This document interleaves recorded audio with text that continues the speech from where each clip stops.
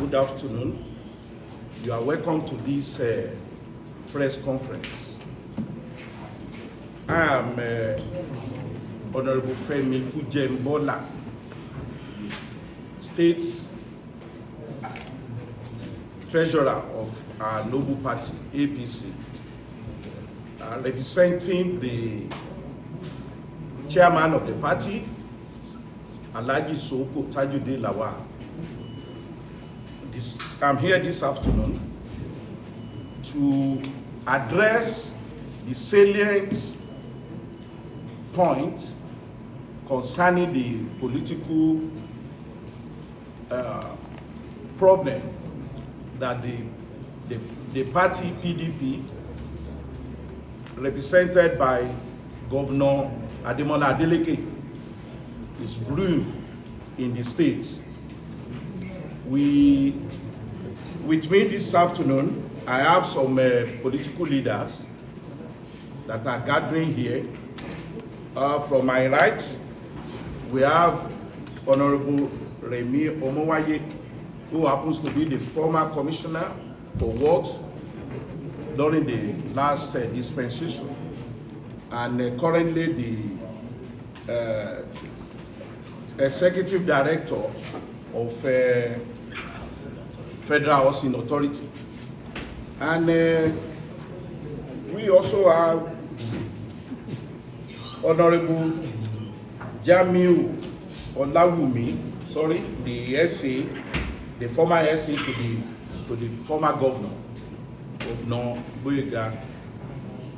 Oyetola, and Mr. Akin Adeyi is also here with us. We have we have my brother Lukman Nafiu, who is also the state ESCO member. Deaconess Adesola Ayongbile is here, and we also have Comrade Waheed Adediran. But I cannot mention the name of our brother here on my left-hand side.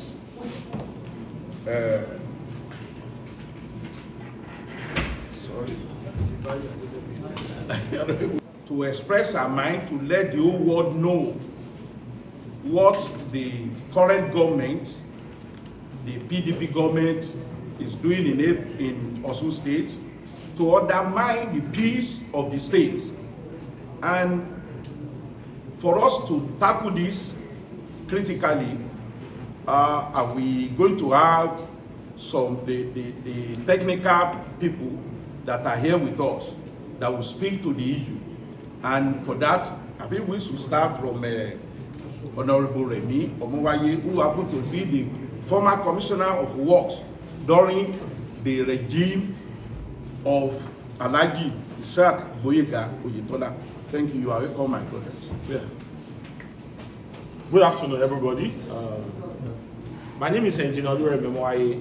I'm currently the Executive Director of Project Implementation, Federal Housing Authority Nigeria, but I'm speaking today in my capacity as a former Commissioner for Works under Alhaji Oyetola. I greet everybody seated at home, listening to us. I greet everybody that is here. I'll go straight to the point. We are talking on a number of issues, but we are going to start with Olaiya flyover.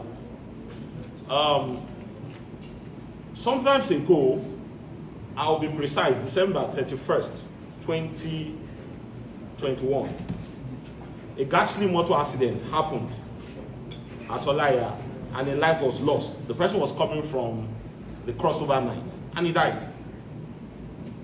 2020, and he died. And we looked at it that we can't keep on losing people. What can we do to prevent this accident? The previous government removed the roundabout, but we still discovered that didn't stop it. So the then governor of Osun State, Oyetola, mandated us that we should look at the way, one, we are going to stop or reduce the barest minimum accidents there. Then two, traffic congestion at that place. So the first thing we did was we carry out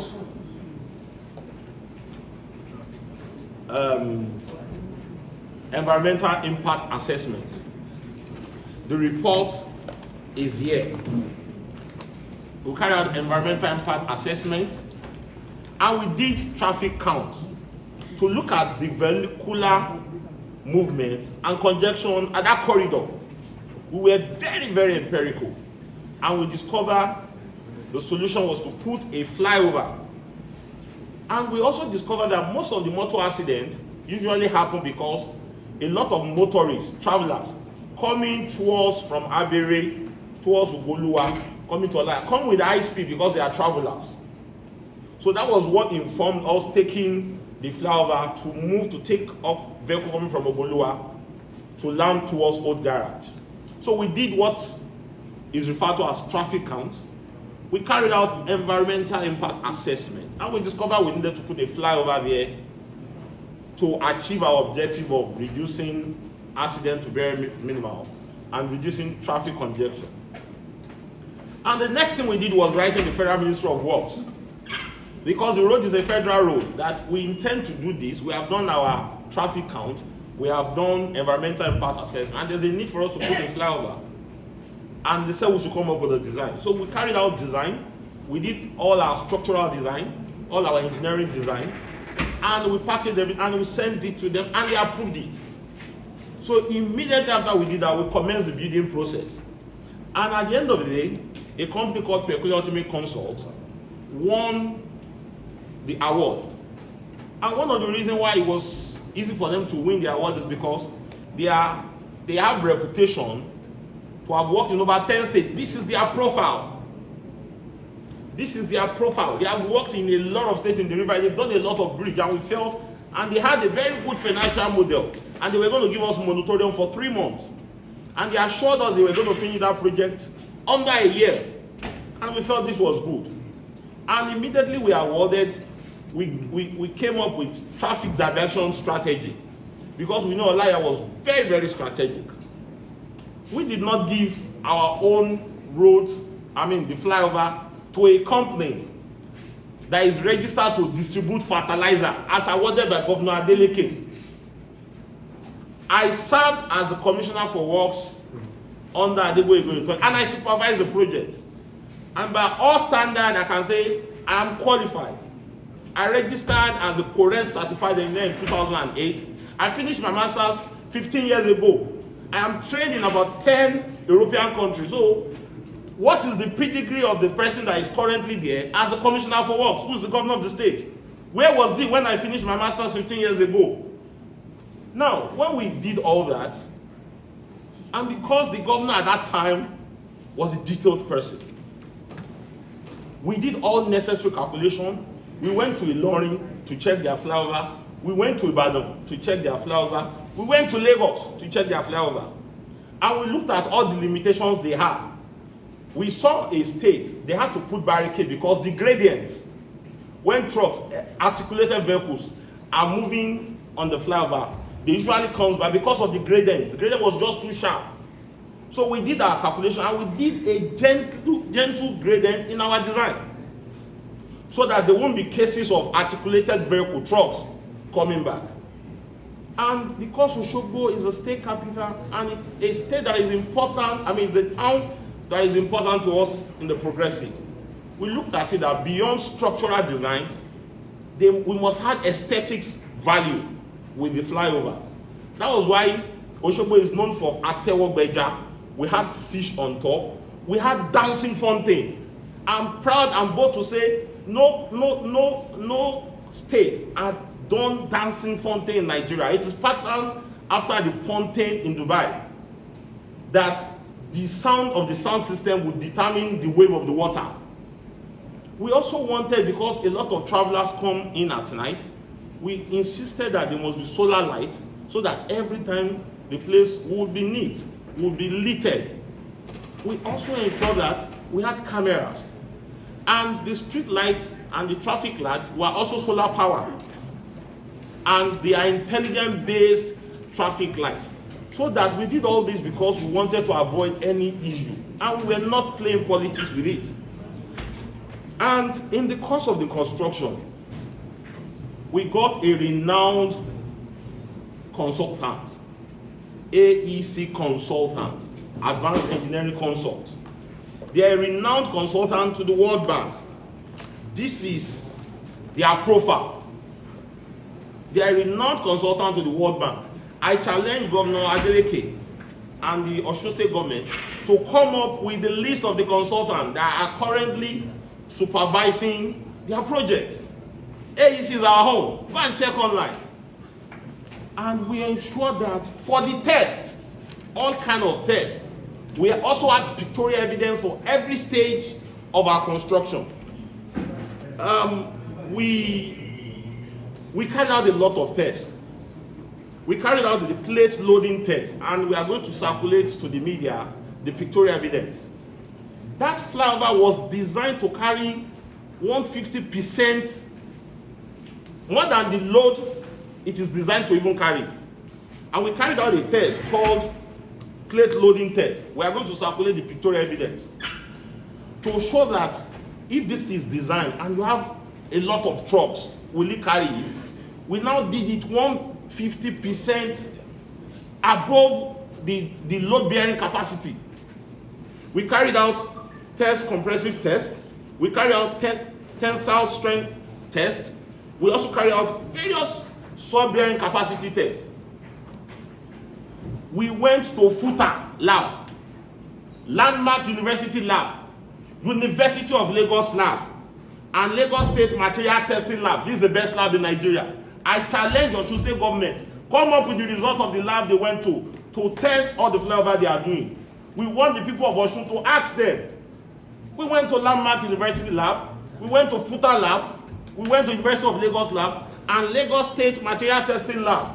We could not use Osun lab at that time because their calibrator had issues. And we were going to confirm all these tests. All the results are available. We have all the pictorial evidence. Now, we ensured that we wanted something that would outlive all of us. You see some flyover in Lagos, they've been there for 30, 40, 50, 60 years. That flyover is designed to outlive all of us. It came to us as a shock.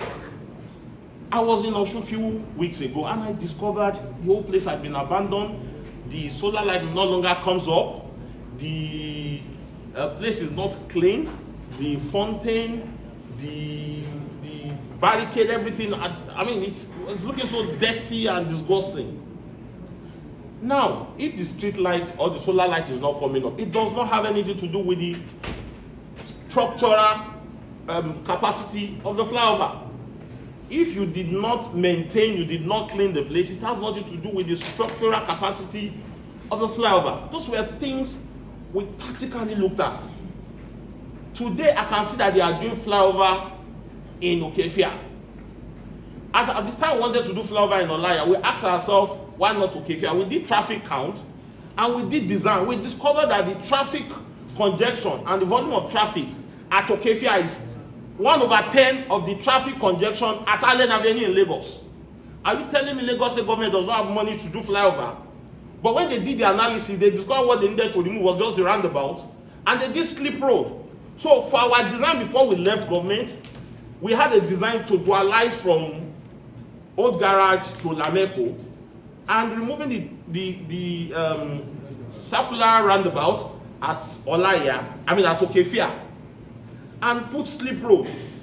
And after we did the design, we decided to stimulate using AI, artificial intelligence, that in the next 30, 40 years, would that place need flyover? And it was no. So why are they putting flyover in Olaiya? In Okefia. Why are they putting flyover in Okefia?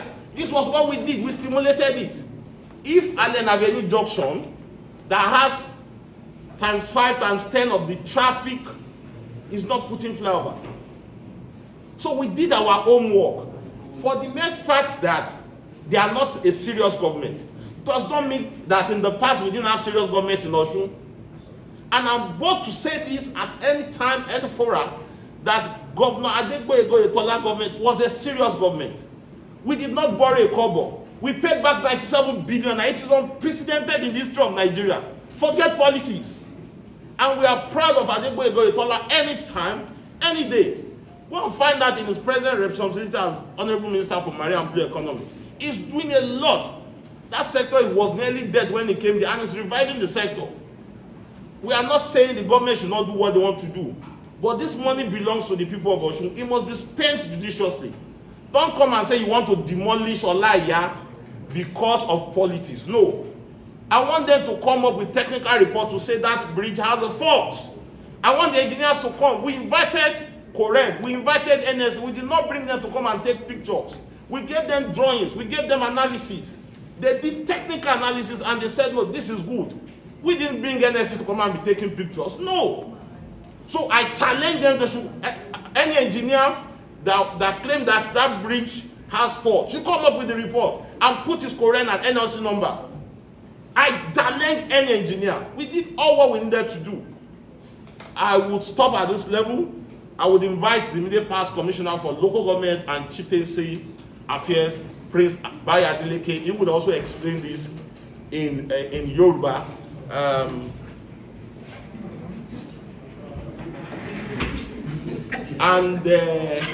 You know, for them, some of the company they gave jobs to, one is registered to distribute fertilizer. One is a cyber. It was registered as a cyber cafe.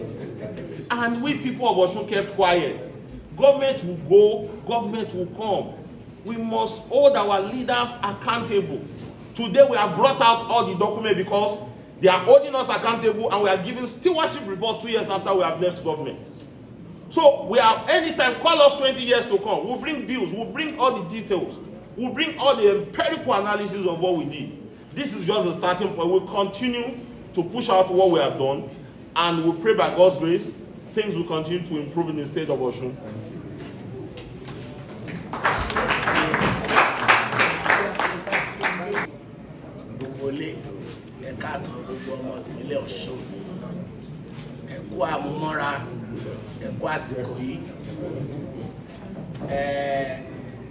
Gẹ́gẹ́ bí wọ́n ti wí o, a kàn fẹ́ ṣe àlàyé fún yín kẹ́ lè mọ irú ìjọba tí wọ́n ní ẹ̀yin lẹ dìbò fáwọn táwa mọ̀ pé ẹ dìbò fún wọn, wọ́n gba èrú wọlé ni. Tí wọ́n bá fẹ́ èrú ṣe nǹkan tó máa ń ṣẹlẹ̀ náà ló ń ṣẹlẹ̀ yìí o. Olóyìnbó á ní mediocracy at its highest level. Àìmọ̀ kan tó kún àìní ìmọ̀ olóògbà tó ń ṣẹlẹ̀ yìí o. Ọ̀rọ̀ yìí ò le, akọ̀gbọ́n lórí fọ́nrán ni pé ẹni tó ń ṣe agbẹnusọ fún gómìnà Adeleke ó fi ìwé kan síta. Ó ní afárá àwòyanu tí ìjọba gómìnà Oyetola ṣe sí Olaiya l'Osogbo. Ó ní afárá yẹn o kò dáa mọ́ o, àwọn máa ti pa ní o. Èmi kàn wò pé irú òṣèlú wo la ti ń ṣe gan. Ṣé téèyàn ò bá mọ̀, ṣé kò tiẹ̀ láwọn tí wọ́n mọ̀ lẹ́gbẹ̀ẹ́ ni? Kí la bá débi yẹn? Abẹ́ẹ̀rí sáàgó tó fẹ́ máa búgò ni. Gómìnà Oyetola ò fi fertilizer ṣe ọ̀nà. Wọ́n dẹ̀ gbé iṣẹ́ fún ẹni tó ń ṣe cyber cafe. Ó jẹ́ ìyàlẹ́nu fún wa o. Ẹ̀yin ará ìpínlẹ̀ Ọ̀ṣun, lẹ́gẹ̀sì tó ń dùn mọ́ Òṣogbo nínú. Afárá alákọ̀ọ́kọ́ tí ó jẹ́ afárá abẹ́yẹfò ní ìpínlẹ̀ Ọ̀ṣun. Òun làwọn tí wọ́n ń ṣe yíbóyíbó nídìí ìtàn fẹ́ ṣe tán tí ìbádébì kan náà ni àwọn máa ti pa. Kọmíṣánná fún ètò iṣẹ́ òde ó ti ṣe àlàyé bí Alhaji sí Agboyega Oyetola ó ṣe ṣe afárá yìí. Ó tún bá débi pé òun pè yín ẹ̀yin ìjọba gómìnà Adeleke pé ẹnjìníà yín bóyá ìlú òyìnbó lẹ ti gbé wá o, bóyá ètò dẹ̀ ń ta fertilizer yìí náà ni àbí oní cyber cafe ni, ó ní kẹ́ ẹ gbé wọn yọjú síta kán wá ṣàlàyé fóun ibi tí afárá Olaiya tó ti ní fault. Kò lè jọ wá lójú o. Olóyìnbó ní you cannot give what you don't have. Nǹkan tẹ́ ẹ̀ ní ẹ̀ lè fi fún aráàlú. Nítorí pé ẹ mọ̀ pé afárá tẹ̀yìn ń ṣe àti challenge rí o. Àwọn ilé iṣẹ́ tẹ́ ẹ gbé fún àti lọ sórí rédíò àti pariwo ẹ̀. Gbà tó jẹ́ pé ẹ̀ tí ẹ kúkú ṣe advert. A béèrè lọ́wọ́ yín. A ní ìgbà wo lẹ gbé ìwé síta pé ẹ ti ẹ̀fẹ́ award iṣẹ́ tó ń wọ billions, ó ní 5.8 billion wà ńbẹ̀, ó ní 10.7 billion wà ńbẹ̀. Àárídè ní a lọ sórí rédíò, kọmíṣánná tó ń gbẹnu sọ fún gómìnà, ó ní òun máa kó wa, mo rántí pé rave lálọ́jọ́ ẹ̀. Rave ò tí ì bá wa sọ̀rọ̀ pé wọ́n máa ti mú ibi tí wọ́n ti advertise sẹ́ẹ̀ tán fi lè máa follow due process wa. Àárídè ní o. Kọmíṣánná tó ń gbẹnu sọ fún gómìnà, a tún sọ fún wọn pé ìkan nínú company yìí tá à ń pè ní Accord Integrated ní orí corporate affairs commission inactive ni wọ́n kọ síbẹ̀ fún iléeṣẹ́ yìí, iléeṣẹ́ tó ti kú.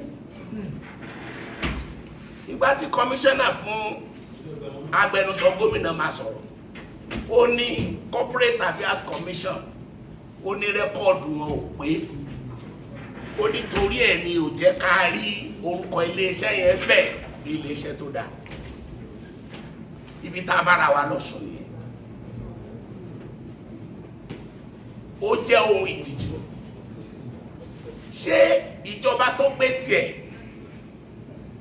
tó gbé iṣẹ́ oko ríro tó gbé fún télọ̀, tó gbé iṣẹ́ ọ̀nà tó fẹ́ fún ní fertilizer, ẹ̀yin ò mọ̀ pé Ìjẹ̀ṣà a ní ohun akátá bá jẹ òun ló fi lẹ́gbẹ̀rẹ̀. Nǹkan táwọn ń jẹ náà fi ń lọ Gbóyèga Oyètọ́lá. Ẹ̀fọ́rí PDP lọ́sùn ní Gbóyèga Oyètọ́lá. Wọ́n lè sùn ní ọjọ́ kan kán má dárúkọ Gbóyèga Oyètọ́lá nítorí pé ohun tí Gbóyèga Oyètọ́lá ṣe kò ṣe parẹ́. Ẹ wá ní ẹ fẹ́ pa eléyìí rẹ́. Ẹ mọ̀ páwa náà ò lè gbà fún yín kẹ́ parẹ́, ará ìpínlẹ̀ Ọ̀ṣun ò lè gbà torí ògo ìpínlẹ̀ Ọ̀ṣun, ògo ìlú Òṣogbo ni, ògo gbogbo wa lọ́ṣun ni. Ṣẹ́rí tó wà lẹ́yìn ìjọba tó wà níta ń sìn, adẹ̀ ti pariwo ẹ̀ náà. Ìtẹ̀yìn ń ṣe lọ́wọ́lọ́wọ́, ẹ tiẹ̀ jáde síta kẹ́ ẹ jẹ́ kárí plan tẹ́ fẹ́ sọ́dà kan. Ká tó ṣe ọ̀nà Olaiya, alternative routes ti pọ̀ káàkiri tí kò fi ní aráàlú lára. Ṣé ìjọba yóò kí ń wọ kórópè ni wọ́n gbọ́ kan táwọn èèyàn sọ ń pa wọn nínú kórópè pé èpè náà ń ṣẹ́ fún wọn lójoojúmọ́ torí wọn àti ẹ̀jẹ̀ kan rìn, ẹni tó ṣòwò lè rí òwò ẹ̀ ṣe àti débi iṣẹ́ di wàhálà fún wọn. Nítorí kíni? Torí pé oní fertilizer ò lè mọ̀ pé ó yẹ káwọn ní alternate routes táwọn bá ṣe ìṣẹ́ rẹ̀. Ilé-Ifẹ̀ bọ́ ṣe ń pariwo nìyẹn. Ṣùgbọ́n tí adití tó bá ń wa ọkọ̀ ìparun làwọn tó wà nù ẹ̀wọ̀ tó tán bá pariwo fún kò ní gbọ́. Gbogbo nǹkan tí gómìnà tí kọmíṣánná fún ètò iṣẹ́ tó ti ṣàlàyé, tí wọ́n bá máa padà wá, wọ́n lè ní irọ́ náà ń pa, àwa tẹ́ náà ń parọ́, òótọ́ ọbẹ̀ dà ní kẹ́yìn wá sọ. Tá a bá ní ẹ ti gba iye bílíọ̀nù báyìí, ẹni irọ́ náà ń pa, òótọ́ ẹ̀ dà. ṣùgbọ́n kí Ọ̀ṣun tó bàjẹ́ ẹgbẹ́ APC ò ní dákẹ́ o torí àwa mọ̀ dájúdájú pé ará Ọ̀ṣun kọ́ ló dìbò fún yín ẹ̀yin lẹ mọ̀ bẹ́ẹ̀ ṣe rìn lẹ́kọ̀ọ́rọ̀ ìbò tí kò dùn mọ́ ará Ọ̀ṣun nú òun náà ni ò dẹ̀ jẹ́ kẹ́ ẹ lè ṣe ohun tó dáa èyí tó dáa tí gómìnà Oyetola ṣe tí ẹgbẹ́ APC ṣe òun lẹ ní ẹ̀fẹ́ dàrú yìí kọmíṣánná tún ṣàlàyé torí ẹ̀yin ìyá mi nílé torí tiyín la ṣe ń ṣe léyìí kẹ́ ẹ lè gbọ́ kó lè yé yín kí ni ìdí tán fi ṣe afárá Olaiya wọ́n ní ìjàmbá mọ́tò máa ń pọ̀ ń bẹ̀ ṣe mọ̀ pé ọ̀nà bíi 4 ló pàdé bẹ̀ torí ìjàmbá ọkọ̀ yìí àti súnkẹrẹ gbàkẹrẹ tó máa wà lórí ẹ̀ ní gómìnà Oyetola fi ní a máa ṣe ẹ wo gbogbo àwọn tí wọ́n wá wo ọ̀nà yìí o ẹ wo ẹnjìníà kọ̀ǹtráktọ̀ tá a gbéṣẹ́ fún pẹ̀kúlíà ó kéré jù stéètì 10 ní Nàìjíríà yìí stéètì tó burú jù tí omi wà ń bẹ̀ tí ọ̀nà burú jù láti ṣe delta pẹ̀kúlíà ti ṣe mẹ́wọ̀ profile pẹ̀kúlíà ni tó submit ẹjọ́ ẹ̀yẹ kárí profile yìí fertilizer supplier abẹ́rí o kò ṣe engineer tí ó láì ní rọ́nú a challenge yìí tó bá wù yín kẹ́ lọ kọ́kẹ́ ní fertilizer supply fertilizer ní London ẹgbẹ́ jáde ẹ̀jẹ̀ kárí after peculiar ó ṣàlàyé ó ní consultant tí gómìnà Oyetola lò advanced engineering consult of international repute tí ó ṣe ọ̀rọ̀ orílẹ̀-èdè Nàìjíríà nìkan àìsí àwọn yẹn lérò pé ẹ fẹ́ rubbish tí tíjà bá máàkì wé lọ á ló sì á ṣe báyìí àbí gómìnà Oyetola ní mo fagilé ẹ lè ríṣẹ́ ilé rubbish kò sí tó ṣe afárá Olaiya o ẹni ẹ máa lọ sórí rédíò ẹ máa pariwo káwọn èèyàn má gbàbẹ o nítorí pé ẹ ti mọ̀ pé 2026 ẹ ti ń kó ẹrù yín ẹ ń lọ ni ẹ wá rò pé ìgbà lórúkọ jẹ́ ìgbà iṣẹ́ tiwa jẹ́ lẹ́fi máa wà ńbẹ̀ ó ti wà nú àkọọ́lẹ̀ Ọlọ́run tẹ́ ẹ bá mọ̀ 2026 ẹ ti lọ ẹ sọ pé ó ti lọ.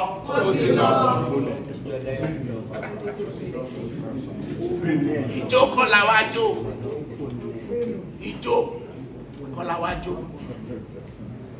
ó máa àwọn tí wọ́n jà fún ìpínlẹ̀ Ọ̀ṣun mo mọ̀ pé wọ́n á máa ṣèjẹ̀ sínú á dẹ̀ máa dùn wọ́n pé báwo la ṣe bára wa ní gbogbo ìta bára wa yìí mọ́ta bá dẹ̀ wù tó bá máa dọ̀la báyìí a máa lọ fọlọ́pàá gbé alága ẹgbẹ́ ní ọ̀la la máa mú sẹ́kítírì ọmọ wa yóò gbọ́dọ̀ súnlé bàníkì yẹn wọ́n ti ń lé a máa pa kí adé yìí ni kọ́lọ́ Lábísí àti ẹ̀fẹ́ rí ẹ̀ lè pa wá àwa máa sọ òótọ́ nítorí òótọ́ yẹn là ń sọ fara yìí gbogbo ìgbésẹ̀ yín pátá gbogbo ẹ̀ láti mọ̀ àtúngbọ́ pé àwọn kan ẹ tiẹ̀ ń wo pé àbí ká tiẹ̀ lọ ní kí tírélà lọ kọlu òpó tó gbé afárá ìdánimì tí tírélà bá kọlu àwọn èèyàn wò yìí o ẹgbẹ́ tírélà lọ bẹ̀kẹ́ dánwò kí nǹkan kan tiẹ̀ ṣẹlẹ̀ sí bíríìjì yẹn a ti mọ̀ pé ẹ̀yin lẹ wà lórí ẹ̀ ẹ bá kọlu ẹ wá ní ẹ wo bíríìjì tí wọ́n ṣe tí ẹ bá gbọ́ nǹkan tí kọmíṣánná onímọ̀ ẹ̀rọ Rẹ̀mí Ọmọwáyé sọ ó ní àwọn ṣe nǹkan tí kò ṣẹlẹ̀ rí lọ́sùn even ní Nàìjíríà wọ́n ṣe ẹja wọ́n ṣe iná sí sólà ni ó ní omi tó wà ń bẹ̀ orin tán bá ń kọ ní omi yẹn máa bá ṣiṣẹ́ àwọn youth á lè lọ bẹ̀ during Christmas during Eid. Abandon ẹni sólà tó wà ń bẹ ó likely kó má ṣiṣẹ́ mọ́, ẹja ó likely kó má ṣiṣẹ́ mọ́, fountains tó wà ń bẹ ó likely kó má ṣiṣẹ́ mọ́. Ṣé nǹkan tó ń pè níjọba ṣiṣẹ́ nìyẹn? Ìjọba ẹ̀tanú, ìjọba bó o pa bó o bá o kú lẹ́sẹ̀. Nínú Ọ̀ṣun yìí kan náà, ìjọba tó bá dára ẹ̀ lójú kò ní báyọ̀ jẹ́. Ìjọba Oyetola, ẹ̀ẹ̀rí gómìnà Oyetola rí láyé kó jáde síta kó máa ní òun báyọ̀ jẹ́. Àwa ò báyọ̀ jẹ́, ṣùgbọ́n tá a bá ní òótọ́ aṣọ jáde fún un. Ó sì ń lòdù bọ̀ ní o, ọ̀rọ̀ sì pọ̀. Torí tẹ bá ní bẹ́ẹ̀ ní ọmọ skul iye báyìí lẹ́ná fún wọn, ọwọ́ wọn náà lẹ ti gbà. Details wà lọ́wọ́ wa. Kí ni àwa sọ̀rọ̀ ń pa ẹ̀? So à ń sọ fún àwọn ọmọ ìpínlẹ̀ Ọ̀ṣun, a sọ fún ọba, gbogbo ẹ̀yin kábíyèsí, gbogbo ẹ̀yin tẹ́ ẹ jìyà kí wọ́n tó dá Ọ̀ṣun sílẹ̀. A pè yín, ẹ kìlọ̀ fún ìjọba tó wà níta kí wọ́n má fi ẹ̀tanú ba lẹ́gẹ̀sì Ọ̀ṣun, kí wọ́n má fi parẹ́ wọn. Tó bá ní àwọn fẹ́ ṣe, ìyẹn ò ní káwọn Ọ̀ṣun tún dìbò fún wọn àti ẹ̀ nídìí ni. Wọ́n ti rí mistake tí wọ́n ṣe. Tẹ́ bá pe èèyàn 10 lọ́ṣun, 8 máa sọ fún mi pé a mọ̀ pé bí ó ṣe rí rè o.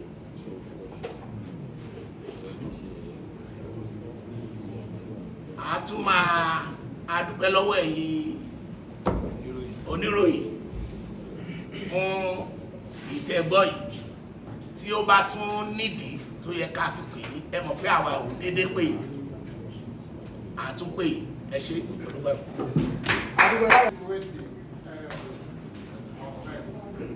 We are working the Adeleke administration, particularly coming from the fact that you said that's. Wọ́n wà ní pé ṣé àwa ń rò wípé wọ́n máa da afárá dáadáa ìwó ni, nítorí pé nínú security council meeting ni tí wọ́n fi síta yẹn ló sọ wípé wọ́n ti wí. Ṣé ti rí ìdáhùn wa sí eléyìí ni pé ó máa ṣe irú decision báyìí láti lè sọ pé afárá yìí ó kàn má gbàbẹ̀ mọ́ ó sì ní technical problem o, kì í ṣe security committee meeting ni wọ́n ti máa ń take irú ẹ̀, nítorí àìmọ̀kan yìí náà ni. Tó bá jẹ́ pé wọ́n ń sọ pé orí afárá yìí ó Boko Haram fẹ́ máa wà ń bẹ̀ kan máa pa àwọn èèyàn o, àní yes security committee meeting. Tó bá dẹ̀ jẹ́ pé Àmọ̀tẹ́kùn ló ṣe bridge, a lè discuss any security committee meeting. Ṣùgbọ́n pẹ̀lú ẹ̀sẹ̀ tí wọ́n gbé, wọ́n ní àwọn fẹ́ yan committee tó máa wò ó. Kò ń ṣe orí ló máa kọ́kọ́ dé ọrùn, ọrùn ló máa kọ́kọ́ dórí.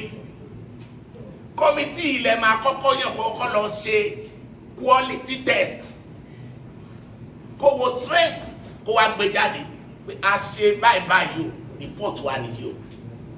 Ẹ̀yin oníròyìn ká ti mọ̀ pé decision tí wọ́n take yẹn ó wà political, akọ̀fẹ́ fi bá ní lórúkọ jẹ́ ni.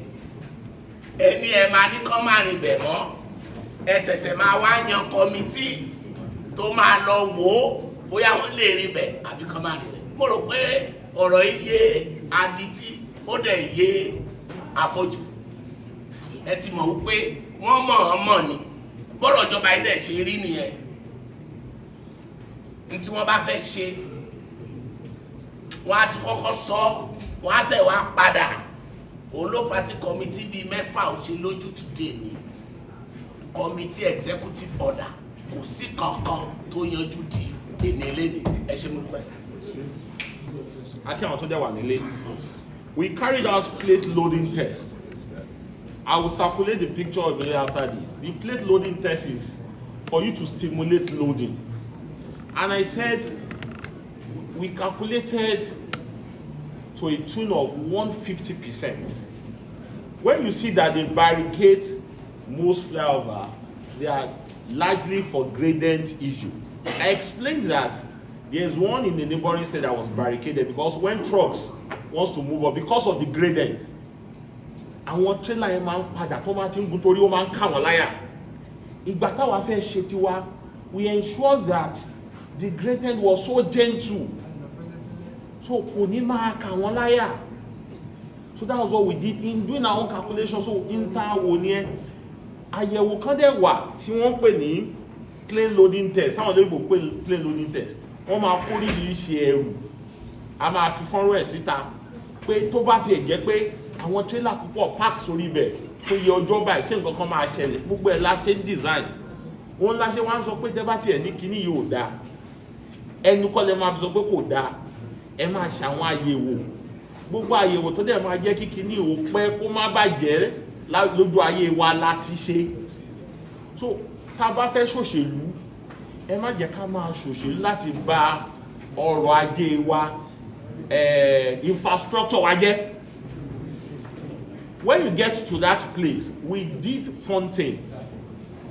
We discovered that Osun is known for cultural, that's our bane, that's our main cultural heritage. We decided to have mural painting of different culture, the Jeshas, Olaiya, Osogbo, Ikirun, all major towns, Ejigbo, on the wall. We also designed it to showcase our state, apart from being cognizant of the fact that structurally it must be sound. But if you go there today now, the fountain is no longer up. I'm not sure the sound system is longer there. When you go there at night, the whole place is dark. This is not about Oyetola, it is about Osun. When you go there, it's so bushy, the lights are not coming up again. But I said it when I explained earlier that for the mere fact that even these sundry facilities are no longer working does not affect the structural capacity, because we did our load-bearing capacity to a detail. And I even mentioned the labs we went to. After the whole thing, we now got the consultant to now we did a pre and post report. We have it in the Ministry of Works. And I know the Ministry of Works will not come out and say there is a substandard breach because they also supervised. We had layers of supervision. And because His Excellency Adeleke is always very finicky, we did display, we did a lot of things at the ESCO level to ensure that we have the best. So I want to assure you that for us as a party, what is important to us is the development of Osun. For us as a party, we want the state to keep on moving forward. Governor Oyetola came, he did his own, he left his legacy. So we appeal to them that we should not set this state on fire. Thank you. So, Executive Director, Project Monitoring, FHC, thank you. Now, ẹ mọ ìdí pàtàkì kan tí ẹgbẹ́ PDP tí gómìnà Adeleke jẹ́ olórí wọn tó fi jẹ́ pé ọ̀rọ̀ Oyetola òun ló mọ̀ ọmú láyà wọn. Ṣe rí oníkan tí òyìnbó ń pè ní alábà tí wọ́n bá fẹ́ da nǹkan rú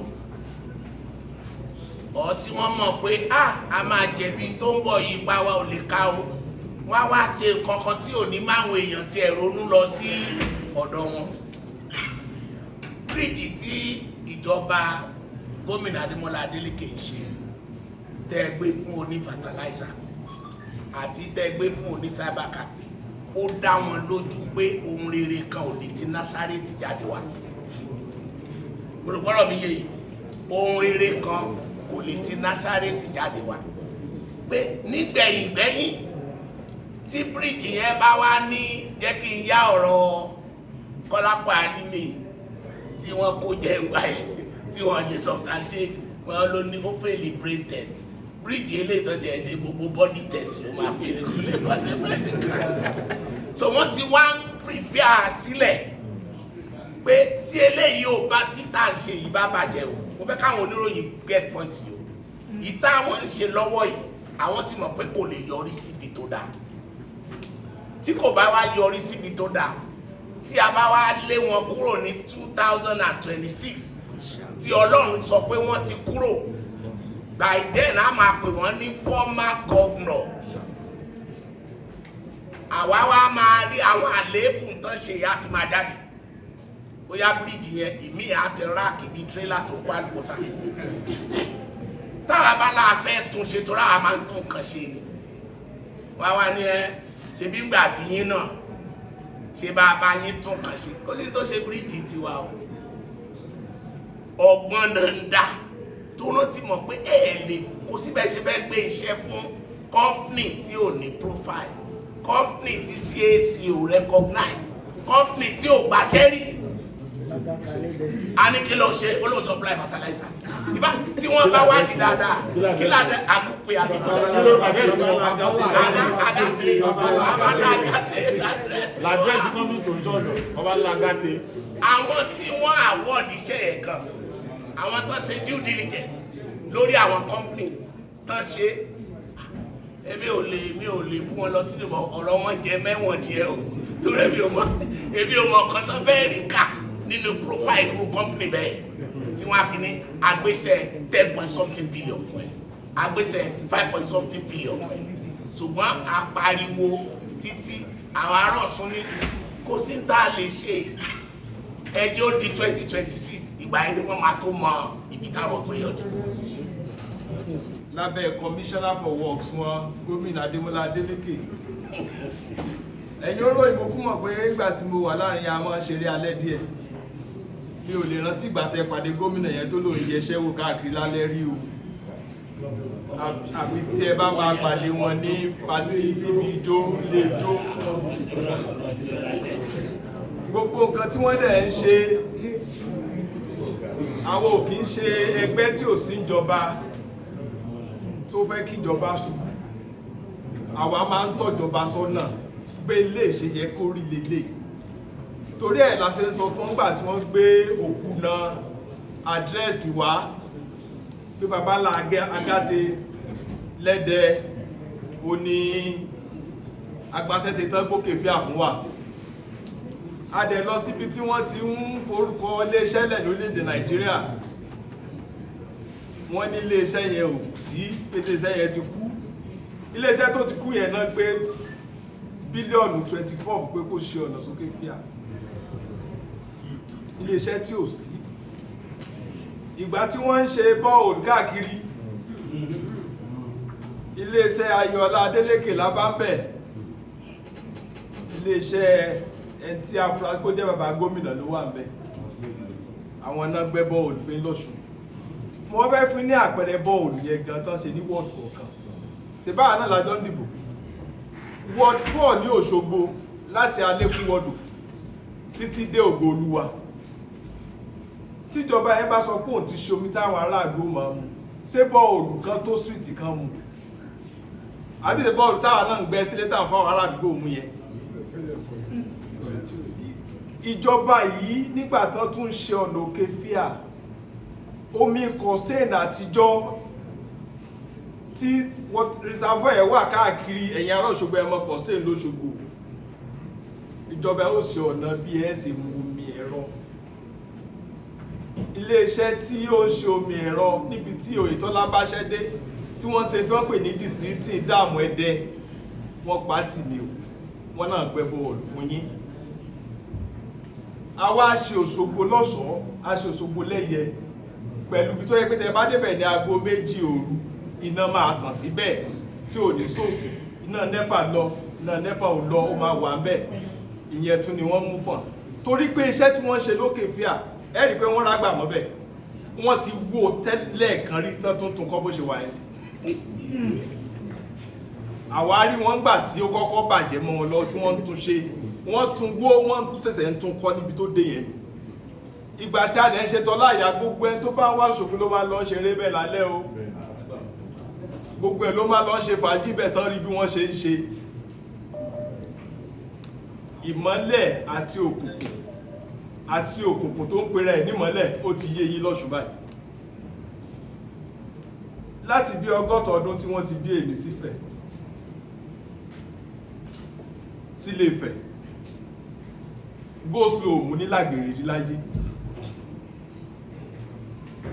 bó ti jẹ́ pé flyover ló yẹ Ifẹ̀ kò yé mi o. Gbogbo ọ̀nà tó wà nílé Ifẹ̀ wá mẹ́ tó bá jẹ́ 14.9 billion ọ̀nà ọjọ́ yìí tó yẹ kí wọ́n dà lọ́dà kó lè rárá lọ́rùn wọn dá lọ́dà o. GRA àtijọ́ ní ròdù máa ń pọ̀nà yẹn gbà tí mo tẹ̀sí dáyé ìyẹn olówó ló wọ́n ṣí ọ̀nà ọjọ́ yìí o tẹ́ bá gbàgbẹ́ bó ṣe rí náà ló ṣe rí. Àwọn eléyìí tí à ń bá bọ̀ lọ́ṣù kó ní kálukú ṣe tiẹ̀ ọmọ méjì lọ́ṣùn bí báyìí Oyetola ọmọ Ọ̀ṣun ni ó ti ṣe tiẹ̀ Adeleke náà ọmọ Ọ̀ṣun ni ó náà ṣe tiẹ̀ lọ́wọ́ ṣùgbọ́n àláti fokú ọ̀lẹ́ hàn bí ẹbẹ̀ sí lọ dọ́gbọ́n bẹ́ẹ̀ lọ yín bọ́ọ̀bù mọ́ bẹ́ẹ̀ àmọ̀ pé ẹ̀yin lẹ ṣe bẹ́ẹ̀ gbé tírélà lọ́bẹ̀ tí ó lọ lásìtẹ́ẹ̀tì tẹ́kọlù ẹ̀yin lẹ ṣe bó bá bàjẹ́ ẹ̀yin lẹ ṣe ṣé wọn kàn tí ẹ mọ̀ pé ọ̀nà yẹn ọ̀nà federal government ni a lè dáwọ́ lé ọ̀nà yẹn ká má sọ fún ìjọba àpapọ̀ ìjọba àpapọ̀ dẹ̀ rìn ẹnjìníà wá síbẹ̀ tá a jọ ṣe tán tẹ́nikẹ́ni bá fẹ́ ṣe nǹkan kan lórí ọ̀nà yẹn ó gbọ́dọ̀ dé Àbújá Federal Ministry of Works àwọn náà lè sọ pé ó lálàáfíà tàbí ò lálàáfíà. Akínyìn tẹ́ wá síbi ìpàdé oníròyìn adẹ̀kẹ́yìn tẹ́ ń gbọ́ wa nílé o ìpínlẹ̀ Ọ̀ṣun kò ní bàjẹ́ o Ọ̀ṣun á dára.